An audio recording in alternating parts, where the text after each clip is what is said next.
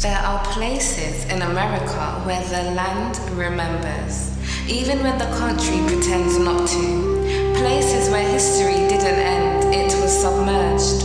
This is not a story taught in schools. There are no monuments tall enough to hold it, no plaques brave enough to tell it straight, because what happened here doesn't fit the myth. America likes its history loud, victories, flags, names carved in stone. But this moment was quiet, no cheers, no witnesses who wanted to remember, just water, and a choice so final it terrified the people who thought they were in control. Tonight, we turn the camera toward the shore America looks away from.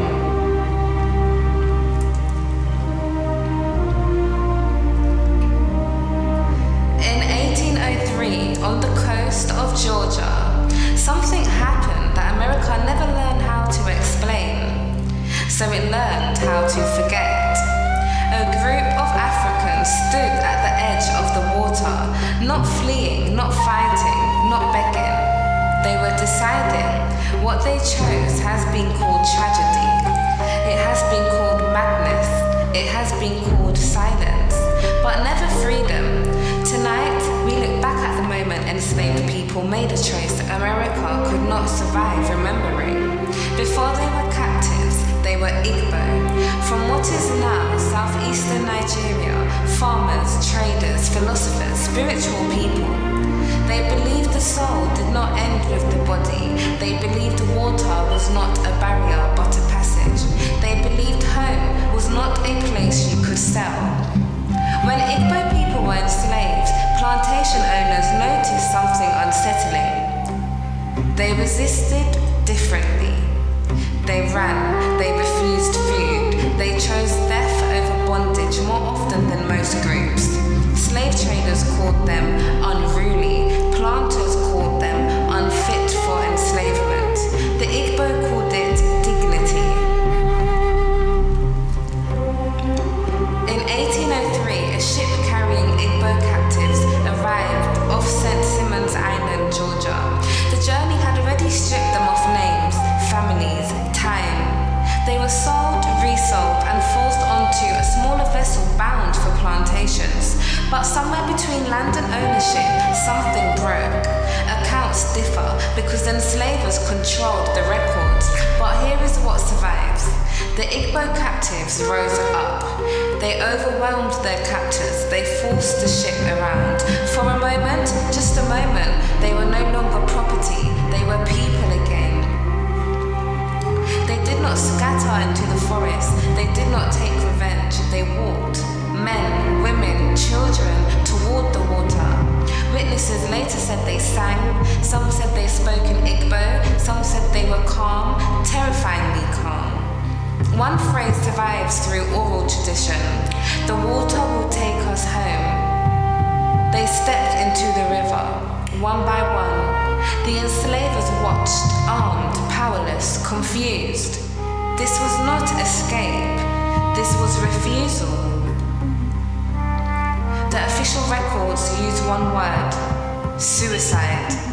A clean word, a dismissive word, a word that removes intention, because intention would mean acknowledging something dangerous. That enslaved people understood exactly what slavery was and rejected it completely. To admit that would mean slavery did not break them, so history flattened the story. No names, no voices, no reasons, just bodies in water. But black people remembered, through whispers, through songs, through stories told carefully so they wouldn't be punished. The place became known as Igbo Landing. Not a grave, a declaration. Elders said the Igbo did not drown. They walked back to Africa. Not physically, but spiritually. A way of saying they were never owned. This story threatens the foundation of American slavery because it proves something historians rarely admit. Slavery required constant violence to exist. The moment control slipped, even briefly, enslaved people chose freedom, even at the cost of life. That is not a story of helpless victims. That is a story of agency, and agency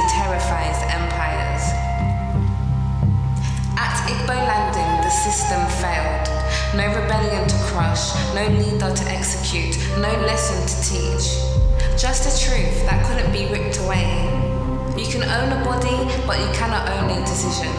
The Igbo proved that freedom is not always survival, sometimes it is refusal. Igbo Landing is not a footnote, it is a mirror. It asks an uncomfortable question. If freedom means choosing for yourself, what choices were taken from our ancestors, and which ones are still taken from us now? History didn't forget Igbo Landing by accident, it was buried on purpose. Igbo Landing is not just a place where people died, it is a place where a lie collapsed. The lie that slavery erased will. The lie that chains rewrite the soul. The lie that survival is the only measure of freedom. Those men, women, and children were not confused. They were not broken. They were not silent. They made a decision history could not cage, and that is why the story had to disappear.